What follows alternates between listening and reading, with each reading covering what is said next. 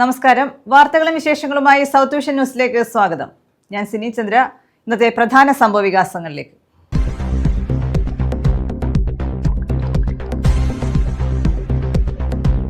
KSRTC ബസ്സുകളിലെ സൗജന്യ യാത്രാ പദ്ധതി.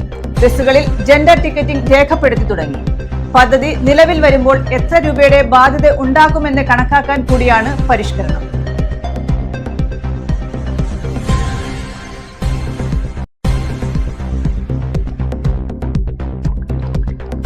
ട്രെയിൻ യാത്രയ്ക്കിടെ 6 വയസ്സുകാരിയോട് ലൈംഗിക അതിക്രമം. ഒരാളെ പുനലൂർ റെയിൽവേ പോലീസ് അറസ്റ്റ് ചെയ്തു. കൊല്ലം അയത്തിൽ സ്വദേശി സാനിഷ് ആണ് അറസ്റ്റിലായത്. ഇയാളെ റിമാൻഡ് ചെയ്തു.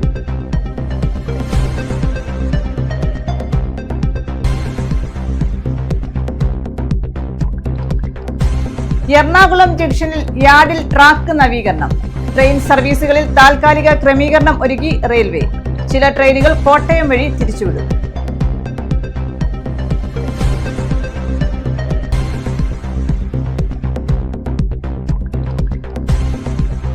കാലവർഷം കേരള തീരത്ത് ജൂൺ 1-നെത്തുമെന്ന് റിപ്പോർട്ട്.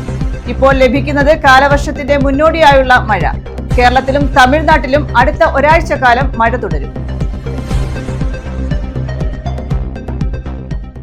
വിശദമായ വാർത്തകളിലേക്ക്. KSRTC ബസ്സുകളിൽ ജെൻഡർ ടിക്കറ്റിംഗ് രേഖപ്പെടുത്തി തുടങ്ങി. സ്ത്രീ, പുരുഷൻ, ട്രാൻസ്ജെൻഡർ എന്നിങ്ങനെ പ്രത്യേകം അടയാളപ്പെടുത്തിയാണ് ടിക്കറ്റ് നൽകുന്നത്. സൗജന്യ യാത്രാ പദ്ധതി നിലവിൽ വരുമ്പോൾ എത്ര രൂപയുടെ ബാധ്യത ഉണ്ടാകുമെന്ന് കണക്കാക്കാൻ കൂടിയാണ് പരിഷ്കരണം. സ്റ്റേജ് അടിച്ചിട്ട് മെയിലാണോ ഫീമെയിൽ ആണെന്നുള്ള സെലക്ഷൻ കൊടുത്തിട്ട് മാത്രമേ ടിക്കറ്റ് എടുത്തുള്ളൂ. ആ ഒരു ഡിഫറൻസേ ഉള്ളൂ. അല്പം ടൈം കൺസ്യൂം ചെയ്യും. നേരത്തേക്കാൾ അല്പം ടൈം എടുക്കുന്നുണ്ട്. UDF സർക്കാർ സംസ്ഥാനത്ത് ഭരണത്തിലെത്തിയാൽ സ്ത്രീകൾക്ക് സൗജന്യ യാത്ര അനുവദിക്കുമെന്ന് പ്രഖ്യാപിച്ച സാഹചര്യത്തിലാണ് KSRTC സ്ത്രീ പുരുഷ യാത്രക്കാരുടെ കണക്കെടുക്കുന്നത്. ഇലക്ട്രോണിക് ടിക്കറ്റിംഗ് മെഷീനുകൾ വഴി ടിക്കറ്റ് നൽകുമ്പോൾ ചെയ്യേണ്ട ഈ മാറ്റങ്ങൾ ETM സോഫ്റ്റ്വെയറിൽ വരുത്തിയിട്ടുണ്ട്.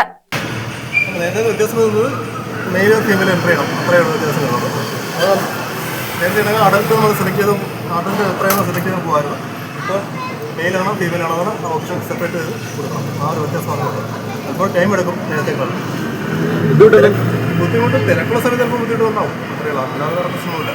ടിക്കറ്റ് ലഭിക്കുമ്പോൾ ഇത് ഉചിതമായി ഉൾപ്പെടുത്തുന്നുണ്ടെന്ന് യാത്രക്കാർ ഉറപ്പാക്കണമെന്നും KSRTC IT വിഭാഗം deputy general manager Nishanth S പുറത്തിറക്കിയ ഉത്തരവിൽ നിർദ്ദേശിച്ചിരുന്നു. എല്ലാ ഡിപ്പോകളിലും ഈ നിർദ്ദേശം കർശനമായി പാലിക്കുന്നുണ്ടെന്ന് ഉറപ്പുവരുത്താൻ യൂണിറ്റ് ഓഫീസർമാർക്ക് ആസ്ഥാനത്ത് നിന്നും നിർദ്ദേശം നൽകിയിട്ടുണ്ട്. സൗജന്യ യാത്രാ പദ്ധതി നിലവിൽ വരുമ്പോൾ എത്ര രൂപയുടെ ബാധ്യത ഉണ്ടാകുമെന്ന് കണക്കാക്കാൻ കൂടിയാണ് പരിഷ്കാരം. News bureau, Chavara. പുനലൂർ കുതിരച്ചിറയിലെ വലിയ കലിങ്ങിന്റെ പുനർനിർമ്മാണം പൂർത്തിയായി. നഗരസഭയെയും അഞ്ചൽ, കരവാളൂർ, ഇടമുളയ്ക്കൽ പഞ്ചായത്തുകളെ ബന്ധിപ്പിക്കുന്ന ചെമ്മന്തൂർ തടിക്കാട് റോഡിന്റെ പുനരുദ്ധാരണത്തിലെ പ്രധാന പ്രവൃത്തിയാണ് കുതിരച്ചിറ വലിയ കലിങ്ക് പുനർനിർമ്മാണം. തിങ്കളാഴ്ചയോടെ വാഹന ഗതാഗതം പുനരാരംഭിക്കും. പുനലൂർ നഗരസഭയെയും കരവാളൂർ, അഞ്ചൽ, ഇടമുളയ്ക്കൽ പഞ്ചായത്തുകളെയും തമ്മിൽ ബന്ധിപ്പിക്കുന്ന പ്രധാന പാതയായ ചെമ്മന്തൂർ തടിക്കാട് റോഡിന്റെ പുനരുദ്ധാരണത്തിലെ മുഖ്യപ്രവൃത്തിയായ കുതിരച്ചിറ വലിയ കലിങ്കിന്റെ പുനർനിർമ്മാണം പൂർത്തിയായി. തിങ്കളാഴ്ചയോടെ വാഹന ഗതാഗതം പുനരാരംഭിക്കും. കുതിരച്ചിറ ഭാഗത്ത് തന്നെ 1.5 കിലോമീറ്ററിനുള്ളിൽ ഇനി 3 ചെറിയ കലുങ്കുകൾ കൂടി നിർമ്മിക്കാനുണ്ട്. ഇതിന്റെ നിർമ്മാണത്തിനായി ഗതാഗതം തടസ്സപ്പെടുത്തേണ്ടി വരില്ലെന്ന് അധികൃതർ അറിയിച്ചു. 8 മീറ്റർ വീതിയിലും 3 മീറ്റർ നീളത്തിലും 3.5 മീറ്റർ ഉയരത്തിലുമാണ് വലിയ കലുങ്ക് പുനർനിർമ്മിച്ചത്. 2.5 മാസം മുമ്പ് കലുങ്കിന്റെ നിർമ്മാണം ആരംഭിച്ചതോടെ ഇവിടെ ഗതാഗതം അവതാളത്തിലാവുകയായിരുന്നു. ബസ്സുകളുടെയും ട്രക്കുകളുടെയും ഗതാഗതം പൂർണ്ണമായും നിലച്ചു. കാറുകൾ ഉൾപ്പെടെയുള്ള ചെറിയ വാഹനങ്ങൾ ഉപറോഡുകൾ വഴി പോകേണ്ടി വന്നു. നിലവിൽ വലിയ കലുങ്കും പൂർത്തിയായതോടെ 1 വർഷത്തോളമായി നടന്നുവരുന്ന റോഡ് നിർമ്മാണത്തിന്റെ 45% പൂർത്തിയായി കഴിഞ്ഞു. ഇനി ചെറിയ കലുങ്കുകളുടെ നിർമ്മാണവും ചല്ലിനിരത്തലും ടാറിങ്ങും ഉൾപ്പെടെയുള്ള ജോലികളാണ് ബാക്കിയുള്ളത്. ചെമ്മന്തൂർ മുതൽ കോക്കാട് വരെ 7.5 കിലോമീറ്റർ ദൂരമുള്ള റോഡാണിത്. 1 വർഷം മുമ്പാണ് നിർമ്മാണം ആരംഭിച്ചത്. പലയിടത്തും പാതയുടെ വശങ്ങളിൽ വലിയ സംരക്ഷണ ഭിത്തി നിർമ്മിക്കേണ്ടി വന്നത് പ്രവൃത്തി വൈകിപ്പിച്ചു. നിർമ്മാണ കാലാവധി ഈ ഏപ്രിലിൽ അവസാനിച്ചിരുന്നുവെങ്കിലും വരുന്ന ഓഗസ്റ്റ് 31 വരെ നീട്ടി നൽകിയിട്ടുണ്ട്. ഒട്ടേറെ വളവുകളോടെ കുന്നിൻ ചെരുവുകളിലൂടെ കടന്നുപോകുന്ന റോഡിൽ പാറ കൊണ്ടും കോൺക്രീറ്റ് കൊണ്ടുമുള്ള സംരക്ഷണ ഭിത്തികളാണ് നിർമ്മിച്ചിട്ടുള്ളത്. പാർശ്വഭിത്തി ഉൾപ്പെടെ നിർമ്മാണ പ്രവൃത്തികൾ പൂർത്തിയായ ഇടങ്ങളിൽ മഴ തീരുന്ന മുറയ്ക്ക് ആദ്യ ടാറിംഗ് ആരംഭിക്കാനാണ് തീരുമാനിച്ചിരുന്നത്. എന്നാൽ നിലവിൽ ടാറിന്റെ വില കുത്തനെ ഉയർന്നത് ടാറിംഗ് വൈകിപ്പിച്ചേക്കും. മണ്ഡലത്തിലെ പല റോഡ് പ്രവൃത്തികളും ടാറിംഗ് ആദ്യഘട്ടത്തിൽ നിലച്ചിരിക്കുകയാണ്. സംസ്ഥാന ബജറ്റിൽ അനുവദിച്ച 12.5 കോടി രൂപ ചെലവഴിച്ചാണ് റോഡിന്റെ പുനരുദ്ധാരണം. 2022-23 ബജറ്റിൽ 9.5 കോടി രൂപ അനുവദിച്ചെങ്കിലും തുക പര്യാപ്തമായിരുന്നില്ല. തുടർന്ന് തുക പുതുക്കി നിശ്ചയിക്കുകയായിരുന്നു. ഇതിന്റെ നടപടികൾക്ക് വേണ്ടി മാത്രം 1 വർഷത്തോളം കാത്തിരിക്കേണ്ടി വന്നു. ഇതിനിടെ റോഡ് തകർന്ന് ഗതാഗതം ദുസ്സഹമായി. നിർമ്മാണം പൂർത്തിയാകുന്നതോടെ ശരാശരി 9 മീറ്റർ വീതിയുള്ള റോഡിൽ ടാർ വീതി 5.5 മീറ്റർ ആക്കും. നിലവിൽ ശരാശരി 4 മീറ്ററാണ് ടാർ വീതി. പതിവായി വെള്ളക്കെട്ടുണ്ടാകുന്ന 100 മീറ്ററോളം ഭാഗത്ത് ഇന്റർലോക്ക് പാകും. ടാറിംഗ് പൂർത്തിയാകുന്ന മുറയ്ക്ക് സുരക്ഷാ അടയാളങ്ങളും റിഫ്ലക്ടറുകളും ഉൾപ്പെടെ സ്ഥാപിക്കും. പുനലൂർ മണ്ഡലത്തിലെ പ്രധാന പാതകളിലൊന്നായ ഈ റോഡ് വഴി മലയോര ഹൈവേക്ക് സമാന്തരമായി പുനലൂരിൽ നിന്ന് നരിക്കൽ വഴി അഞ്ചലിലേക്കും വാളകം വഴി MC റോഡിലേക്കും പോകാനാകും. News bureau, Punalur. ദേശീയപാത വികസനം ആരംഭിച്ചിട്ട് വർഷങ്ങൾ കഴിഞ്ഞിട്ടും ദേശീയപാതയ്ക്ക് കുറുകെ കടന്നുപോകുന്ന തോടുകളുടെ നിർമ്മാണം പൂർത്തിയായില്ല. ഇത് കാലവർഷക്കാലത്ത് വെള്ളപ്പൊക്കത്തിന് കാരണമാകും. പന്മന, ചവറ പഞ്ചായത്തുകളിലെ വിവിധ പ്രദേശങ്ങളാണ് വെള്ളത്തിനടിയിലാകുക. ദേശീയപാത വികസനം തുടങ്ങി വർഷങ്ങൾ കഴിഞ്ഞിട്ടും ദേശീയപാതയ്ക്ക് കുറുകെ കടന്നുപോകുന്ന തോടുകളുടെ നിർമ്മാണം പൂർത്തിയായില്ല. കാലവർഷം എത്തുന്നതോടെ ചവറയുടെ കിഴക്കൻ പ്രദേശങ്ങൾ വെള്ളപ്പൊക്ക ഭീഷണിയിലാണ്. ദേശീയപാത കടന്നുപോകുന്ന പന്മന, ചവറ പഞ്ചായത്തുകളിലെ പ്രദേശങ്ങളാണ് വെള്ളത്തിനടിയിലാകുന്നത്. കിഴക്കൻ പ്രദേശങ്ങളിൽ നിന്ന് ഒഴുകിയെത്തുന്ന ജലം റോഡിനടിയിലൂടെ കടന്നുപോകുന്ന തോട് വഴി TS കനാലിലാണ് എത്തുന്നത്. എന്നാൽ ദേശീയപാത വികസനം തുടങ്ങിയ ശേഷം മഴക്കാലത്ത് ഒഴുക്ക് തടസ്സപ്പെട്ട് പലയിടത്തും താഴ്ന്ന പ്രദേശങ്ങൾ വെള്ളത്തിനടിയിലായിരുന്നു. പിന്നീട് ജനപ്രതിനിധികൾ ഇടപെട്ട് താൽക്കാലിക സംവിധാനമൊരുക്കി പ്രശ്നം പരിഹരിക്കുകയായിരുന്നു. ചവറ ജംഗ്ഷൻ, ആക്കാട് ജംഗ്ഷൻ, പനന്തോടിൽ ജംഗ്ഷൻ, തട്ടാശ്ശേരി, നല്ലെഴുത്ത് ജംഗ്ഷൻ എന്നിവിടങ്ങളിലാണ് ദേശീയപാതയ്ക്കടിയിലൂടെ തോട് കടന്നു പോകുന്നത്.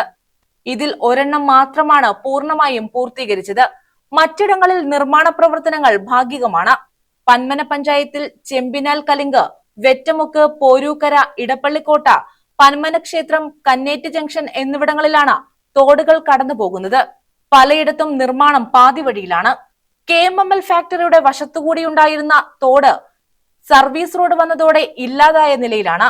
മഴയ്ക്ക് മുമ്പ് മണ്ണുൾപ്പെടെയുള്ളവ നീക്കം ചെയ്ത് ജലമൊഴുകാനുള്ള സൗകര്യം ഒരുക്കണമെന്ന ആവശ്യവും ഉയർന്നിട്ടുണ്ട്. News bureau, Chavara.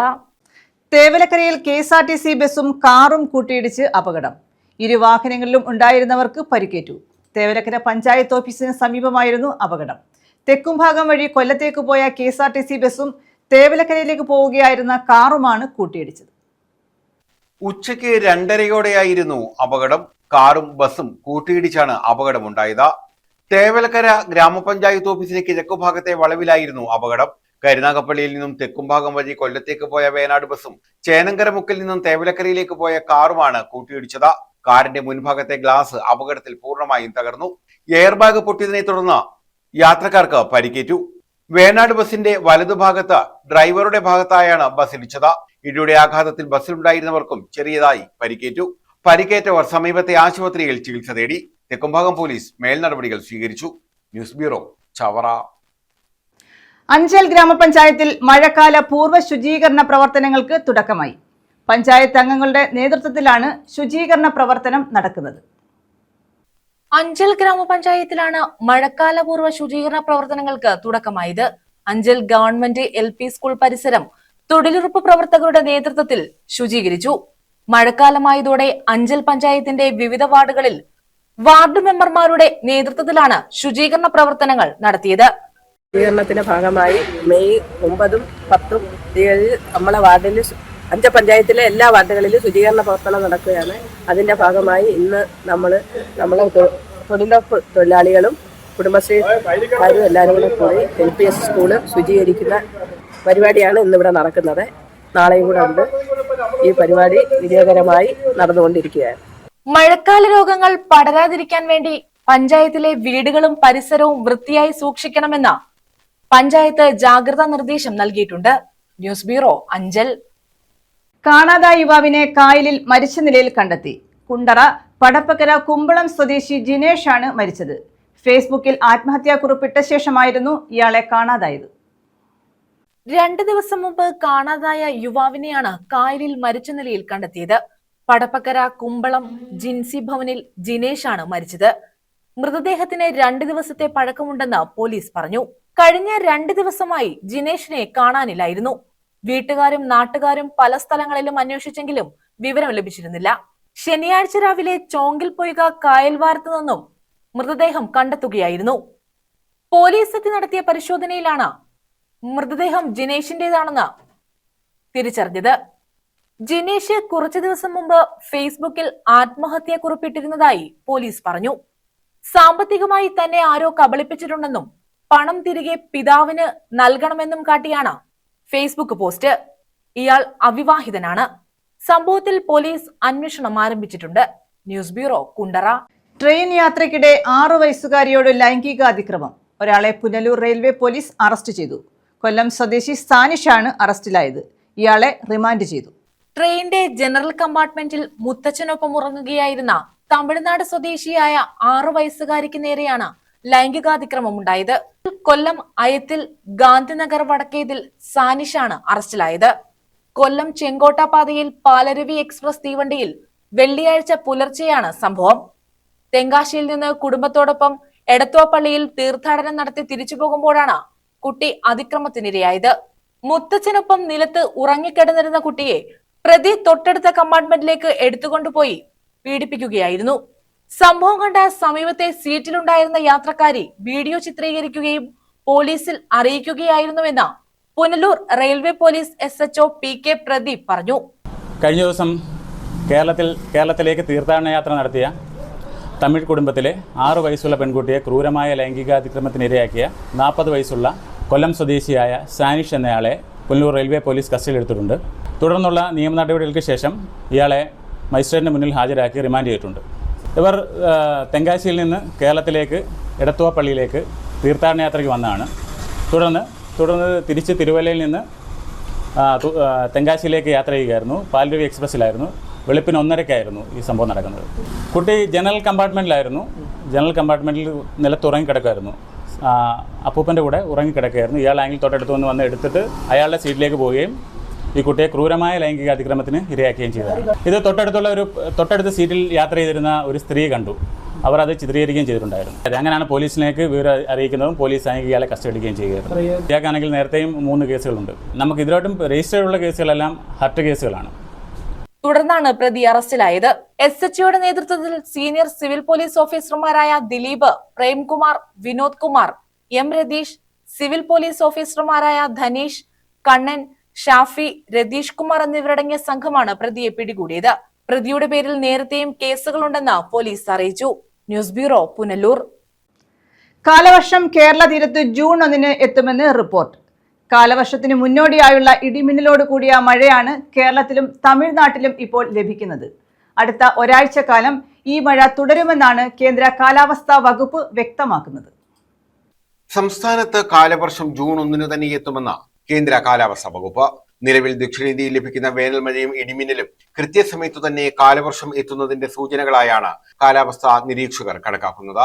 കാലവർഷത്തിന് മുന്നോടിയായുള്ള ഇടിമിന്നലോടുകൂടിയ മഴയാണ് കേരളത്തിലും തമിഴ്നാട്ടിലും ഇപ്പോൾ ലഭിക്കുന്നത്. അടുത്ത 7 ദിവസങ്ങളിൽ കേരളം, തമിഴ്നാട്, പുതുച്ചേരി എന്നിവിടങ്ങളിൽ മഴ തുടരുമെന്ന് കേന്ദ്ര കാലാവസ്ഥാ വിഭാഗം അറിയിച്ചു. ഭൂമധ്യരേഖയ്ക്ക് സമീപമുള്ള മഴമേഘങ്ങളുടെ സഞ്ചാരം വടക്കോട്ട് നീങ്ങുന്നതോടെയാണ് ജൂൺ ആദ്യവാരം തന്നെ കേരളത്തിൽ മഴയെത്താനുള്ള സാധ്യതയായി ചൂണ്ടിക്കാട്ടുന്നത്. മെയ് 8 കണക്കനുസരിച്ച് ഇന്ത്യൻ ഭൂപ്രദേശത്ത് കാലവർഷം ആദ്യമെത്തുന്ന ആൻഡമാൻ നിക്കോബാർ ദ്വീപുകളിൽ 2 ആഴ്ചക്കുള്ളിൽ മഴ ലഭിക്കാൻ സാധ്യതയുണ്ട്. ഇത് കേരളത്തിലേക്ക് മൺസൂൺ എത്തുന്നതിന് മുന്നോടിയായുള്ള പ്രധാന ഘട്ടമാണ്. ഇതോടൊപ്പം ഓസ്ട്രേലിയയിലെ കാലാവസ്ഥയിൽ ഇപ്പോൾ ഉണ്ടായിക്കൊണ്ടിരിക്കുന്ന മാറ്റങ്ങളും ഇന്ത്യയിലെ കാലവർഷത്തിന്റെ വരവിനെ ഊട്ടിയുറപ്പിക്കുന്നതാണ്. ഓസ്ട്രേലിയയിലെ വരണ്ട കാലാവസ്ഥ ഇന്ത്യൻ ഉപഭൂഖണ്ഡത്തിലേക്കുള്ള മഴക്കാറ്റുകളുടെ പ്രവാഹത്തിന് വഴിയൊരുക്കും. വരും ആഴ്ചകളിൽ രാജ്യത്തുടനീളം മഴ പെയ്തു തുടങ്ങുമെന്നാണ് കേന്ദ്ര കാലാവസ്ഥാ വകുപ്പ് അറിയിക്കുന്നത്. News desk. എറണാകുളം ജംഗ്ഷനിൽ യാർഡിൽ ട്രാക്ക് നവീകരണം. ഇതേ തുടർന്ന് ട്രെയിൻ സർവീസുകളിൽ താൽക്കാലിക ക്രമീകരണം ഒരുക്കി റെയിൽവേ. ട്രെയിനുകൾക്ക് നിയന്ത്രണത്തിനൊപ്പം ചില ട്രെയിനുകൾ കോട്ടയം വഴി തിരിച്ചുവിടും. എറണാകുളം ജംഗ്ഷൻ യാർഡിൽ ട്രാക്ക് നവീകരണ പ്രവർത്തനങ്ങൾ നടക്കുന്നതിനാലാണ് ട്രെയിൻ സർവീസുകളിൽ താൽക്കാലിക ക്രമീകരണങ്ങളും നിയന്ത്രണങ്ങളും ദക്ഷിണ റെയിൽവേ ഏർപ്പെടുത്തിയത്. ഗുരുവായൂരിൽ നിന്നും 11, 12, 13, 14, 15, 16, 18, 19, 20, 21, 22, 23, 25, 26 തീയതികളിൽ പുറപ്പെടുന്ന ഗുരുവായൂർ ചെന്നൈ 16, 12, 8 നമ്പർ എഗ്മൂർ പ്രതിദിന എക്സ്പ്രസ് എറണാകുളം ടൗണിനും കായംകുളം ജംഗ്ഷനുമിടയിൽ കോട്ടയം വഴി തിരിച്ചുവിടും. എറണാകുളം ജംഗ്ഷൻ, ചേർത്തല, ആലപ്പുഴ, അമ്പലപ്പുഴ, ഹരിപ്പാട് സ്റ്റേഷനുകളിലെ സ്റ്റോപ്പുകൾ ഒഴിവാക്കി പകരം കോട്ടയം, ചെങ്ങന്നൂർ, തിരുവല്ല, ചങ്ങനാശ്ശേരി സ്റ്റേഷനുകളിൽ താൽക്കാലിക സ്റ്റോപ്പുകൾ അനുവദിക്കും. മംഗളൂരു സെൻട്രലിൽ നിന്നും 15-ന് പുറപ്പെടുന്ന Mangaluru Central, Thiruvananthapuram Central, Maveli Express Ernakulam Junction, Cherthala, Alappuzha, Ambalappuzha, Haripad സ്റ്റേഷനുകളിലെ സ്റ്റോപ്പുകൾ ഒഴിവാക്കും. പകരം എറണാകുളം ടൗൺ, കോട്ടയം, ചങ്ങനാശ്ശേരി, തിരുവല്ല, ചെങ്ങന്നൂർ സ്റ്റേഷനുകളിൽ അധിക സ്റ്റോപ്പുകൾ അനുവദിക്കും.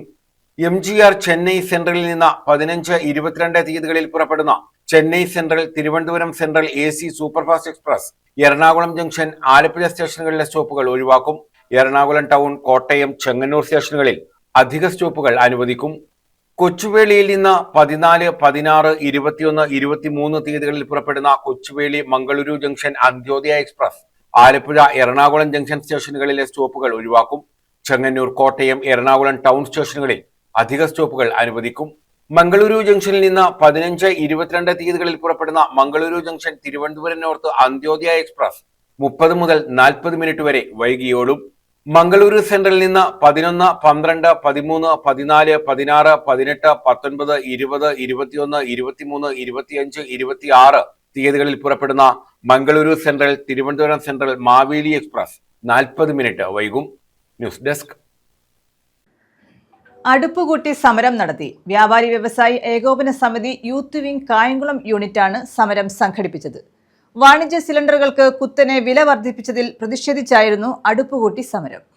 സിന്ദാബാദ് സിന്ദാബാദ് വ്യാപാരി വ്യവസായി സിന്ദാബാദ് വ്യാപാരി വ്യവസായി സിന്ദാബാദ് ഏകോപന സമിതി സിന്ദാബാദ്. വാണിജ്യ സിലിണ്ടറുകൾക്ക് 993 രൂപ വർദ്ധിപ്പിച്ച കേന്ദ്ര സർക്കാർ നടപടിയിൽ പ്രതിഷേധിച്ചാണ് വ്യാപാരി വ്യവസായി ഏകോപന സമിതി youth wing Kayamkulam unit committee അടുപ്പുകൂട്ടി ജനങ്ങൾക്ക് ഭക്ഷണം പാകം ചെയ്ത് പ്രതിഷേധിച്ചത്. ഏകോപന സമിതി Kayamkulam unit president Shibu ABS ഉദ്ഘാടനം നിർവഹിച്ചു. ഇതിന്റെ ആവശ്യകതയെന്ന് നമുക്ക് എല്ലാവർക്കും അറിയാം. നമ്മള് ഹോട്ടലിൽ കയറാത്ത ആളുകളില്ല. നമ്മൾ വ്യാപാരികൾ ഏത് സമൂഹമായാലും ഹോട്ടലുകാർ അനുഭവിക്കുന്ന ഒരു യാതന ഇന്ന് ഒരു കച്ചവടക്കാർ അനുഭവിക്കുന്ന എനിക്ക് തോന്നുന്നില്ല. രാവിലെ നേരം വെളുക്കുന്നതിന് മുമ്പ് തന്നെ വീട്ടിൽ നിന്ന് ഇറങ്ങുക, മക്കൾ ഉണരുന്നതിന് മുമ്പ്. എന്നാൽ തിരിച്ചെത്തുന്നതോ മക്കൾ ഉറങ്ങിയതിന് ശേഷം അർദ്ധരാത്രിയിൽ. ഇതിന്റെ ഇടയ്ക്ക് മാതാപിതാക്കളോ ആരെങ്കിലും ഏതെങ്കിലും തരത്തിലൊന്നും മരണപ്പെട്ടു പോയാൽ പോലും ആ ഹോട്ടൽ വ്യാപാരിയെ സംബന്ധിച്ചിടത്തോളം അദ്ദേഹത്തിന്റെ കടയിൽ നിന്നൊരു പക്ഷേ ആ സമയത്തിന് അവിടെ എത്തിപ്പെടാൻ പറ്റാത്ത സാഹചര്യമൊക്കെ ഉണ്ട്. അത് ഏത് മേഖലയിലായാലും. അപ്പോൾ അവർ നേരിടുന്ന വെല്ലുവിളികൾ 1000 രൂപയോളം കൂട്ടിക്കൊണ്ട് ഒരു മുന്നറിയിപ്പും കൂടാതെ ഒരു യുദ്ധത്തിന്റെ പേരിൽ അത്തരത്തിലുള്ള ഒരു നമ്മുടെ ഈ ഏറ്റവും കൂടുതൽ ജനസംഖ്യയുള്ള ഇന്ത്യ മഹാരാജ്യത്ത് ചില കാര്യങ്ങൾ നടപ്പിലാക്കുന്നത് ആ രാജ്യത്തിലെ ജനങ്ങളുടെ താല്പര്യം സംരക്ഷിക്കാതെ, ഇല്ലെങ്കിൽ അതിന്റെ വ്യാപാരികൾ അനുഭവിക്കുന്ന കഷ്ടത അനുഭവിക്കുന്നവർ അവർക്ക് ഒരു സംരക്ഷണം നൽകാതെ ഭരണകർത്താക്കൾ ചെയ്യുന്ന ചില കർത്തവ്യങ്ങൾ, അതൊരു പക്ഷേ നമ്മുടെ സമൂഹത്തിൽ ഒരുപാട് ദോഷങ്ങൾ ഉണ്ടായിട്ടുണ്ട്. യൂത്ത് വിംഗ് പ്രസിഡന്റ് ബിനിൽ അധ്യക്ഷത വഹിച്ചു.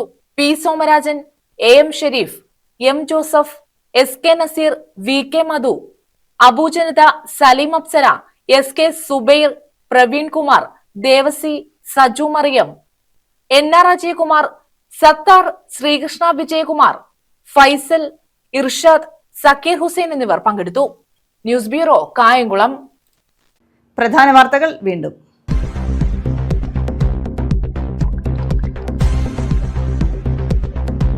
KSRTC ബസ്സുകളിലെ സൗജന്യ യാത്രാ പദ്ധതി. ബസ്സുകളിൽ ജെൻഡർ ടിക്കറ്റിംഗ് രേഖപ്പെടുത്തി തുടങ്ങി. പദ്ധതി നിലവിൽ വരുമ്പോൾ എത്ര രൂപയുടെ ബാധ്യത ഉണ്ടാക്കുമെന്ന് കണക്കാക്കാൻ കൂടിയാണ് പരിഷ്കരണം.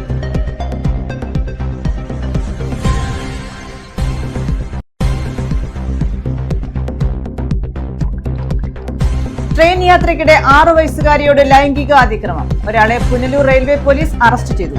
കൊല്ലം അയത്തിൽ സ്വദേശി സാനിഷ് ആണ് അറസ്റ്റിലായത്. ഇയാളെ റിമാൻഡ് ചെയ്തു.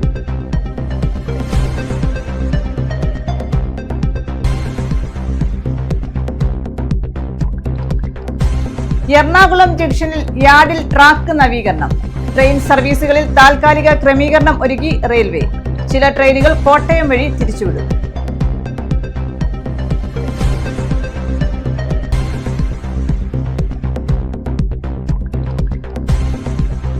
കാലവർഷം കേരള തീരത്ത് ജൂൺ 1-നെത്തുമെന്ന് റിപ്പോർട്ട്. ഇപ്പോൾ ലഭിക്കുന്നത് കാലവർഷത്തിന്റെ മുന്നോടിയായുള്ള മഴ. കേരളത്തിലും തമിഴ്നാട്ടിലും അടുത്ത ഒരാഴ്ചക്കാലം മഴ തുടരും. ഈ വാർത്താ ബുള്ളറ്റിൻ പൂർണ്ണമാകുന്നു. നമസ്കാരം.